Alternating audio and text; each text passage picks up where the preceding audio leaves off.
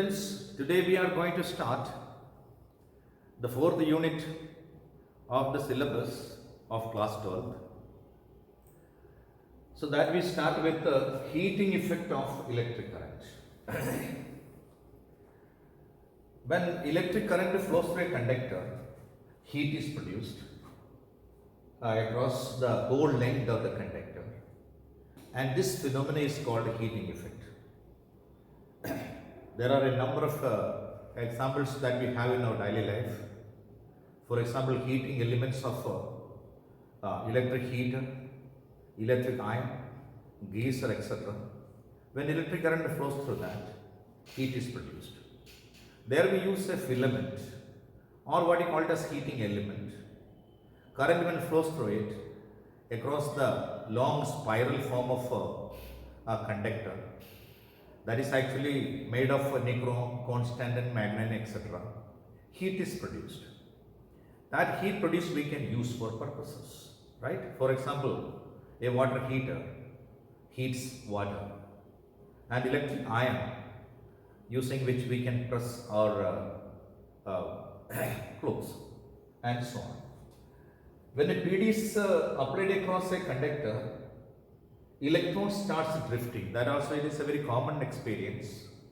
Electron starts drifting when electric current flows through it. So we have already studied that. Am I correct? In the course of drifting, what is actually happening is electrons starts colliding with the positive ions inside the conductor. Hence, some amount of kinetic energy is transferred to the positive ions.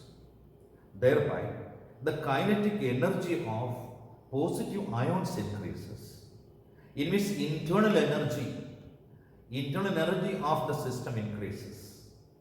And that is seen as production of heat along the total length of the conductor. This is the reason for heating effect. Actually, it is transfer of energy of electrons to positive ions. In the course of motion of charged particles, what you call drifting, some amount of it starts colliding with the positive ions.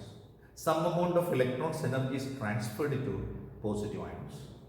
And this kinetic energy is seen in the form of heat. And now an expression for heat produced in a conductor. Now you see this is a conductor AB having resistance R. A potential difference is applied, V. I say V is the potential difference between A and B. What do you mean by saying potential difference between A and B is equal to V? It means when 1 coulomb of charge is to be transferred from A to B, V joule of work is done by the source of EMF. That is the source that is giving potential difference across these 2 points A and B. That is a battery. That has to do V joule of work in shifting 1 coulomb of charge from A to B. That's the meaning when we say the potential difference between A and B is equal to V volt. Once again, the potential difference between 2 points A and B is V volt. What's the meaning of this? The physical meaning is that V joule of work is done in moving 1 coulomb of charge from one point to another, in this case A to B, right? Hence, if Q coulomb of charge will be transferred from this point to this point, what is the total work done? That is equal to V into Q or Q into V joule. That is not here. That is work done, W is equal to QV joule. But Q is equal to I into T. Am I correct? Because when a potential difference is applied, current I flows through it. Am I correct? And this current I and Q related by this equation, Q is equal to I into T.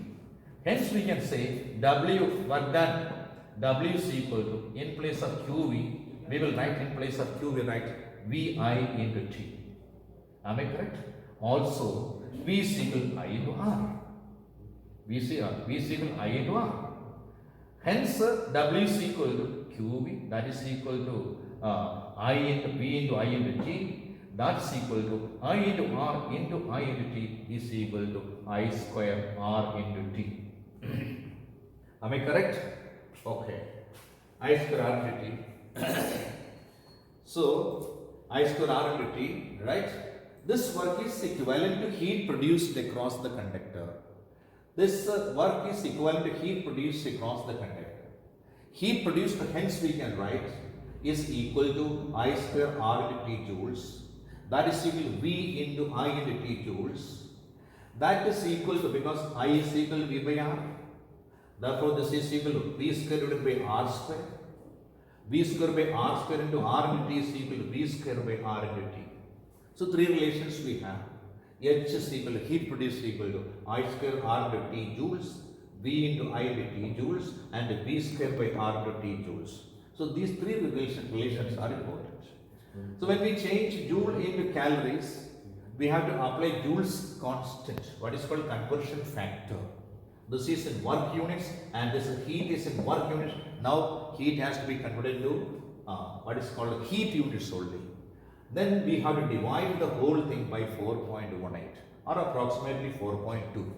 So H is equal to heat produced across a conductor is given by H is equal to I square R into T divided by 4.18.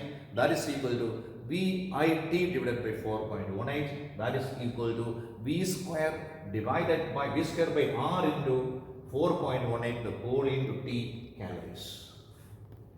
This is about heat produced across a conductor.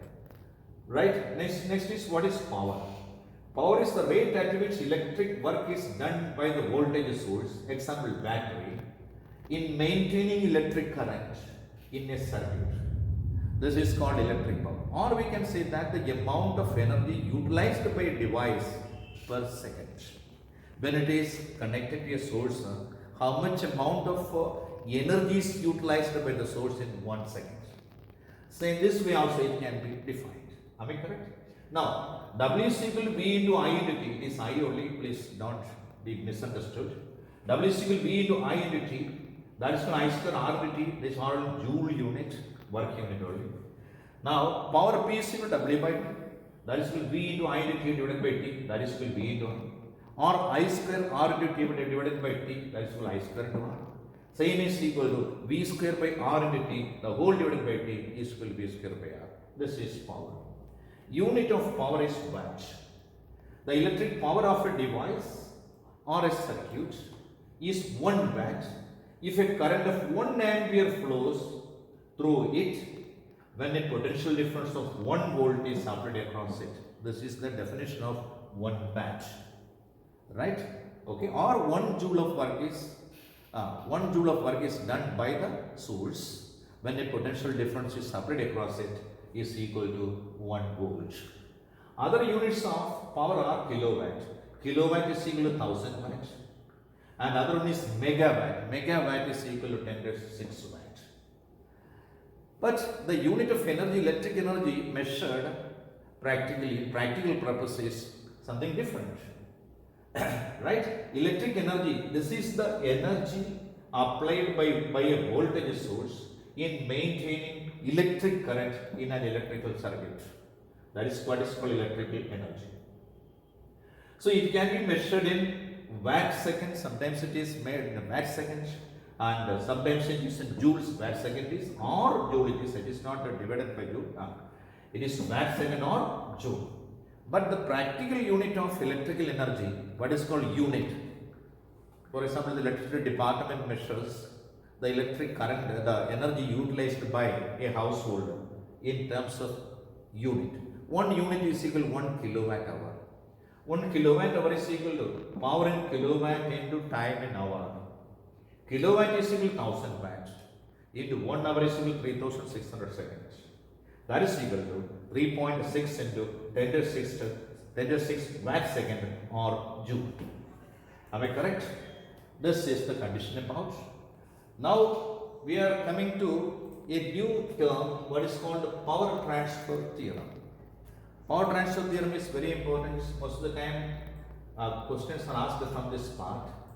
The maximum power is transferred from a DC source to a load when the load resistance, load means any application bulb, any electrical fan, electric geyser, electric iron, etc. They are all a load, right? When we put on the switch, electric current flows through it. Flows through a device. That device is a resistance. It is a load, right? The maximum power is transferred to a load from a DC source when the load resistance is made equal to the internal resistance of the source. Am I correct? That means external resistance when becomes equal to internal resistance of the source, the power transferred to the device is maximum. Am I correct? And this theorem is called power transfer theorem. That means we can simply say that the current from a source is maximum through a device. Current through a device is maximum from a source when the resistance of the device is same as equal to the internal resistance of the source. So that is capital R is equal to small r. So this is a very important question. This year also this question asked in the board examination. You can follow the question paper of this year, right? So these are the points to be remembered. 1 kilowatt hour is equal to 36 into 10 raised to 5 joules. You have 3.6 into 10 raised to 5 joules. 1 calorie is equal to 4.18 joules. This is very common. Everybody knows that. 1 kilocalorie is equal to 4,108 joules. That is equal to 3.6 into 10 raised to 6. Yeah, 335 into 10 raised to 5. That is equal to 36 into 10 raised to 5 divided by 4.18. That is equal to 860 into 10 raised to 3 calories. 10 raised to 3 calories means kilocalories. That is equal to 860 kilocalories. That is 1 kilowatt hour is equal to 860 kilocalories. Now, efficiency of a device. We are coming to efficiency of a device. An electric motor or any device. What's the efficiency of this? Efficiency is the ratio of the output power divided by input power. That is equal to output energy supplied. That is equal to input energy gained or utilized by a device. Right? The efficiency of most electrical devices are less than 100%. Efficiency is always less than 100%. Right? So no device human beings can make whose efficiency is 100%. Some electrical devices like electric heater has nearly 100% efficiency. So this is this topic about, right? You have to follow this lesson also. Large number of questions and numericals are also given in books. You have to follow the questions, read the question, understand the question, and try to solve the questions.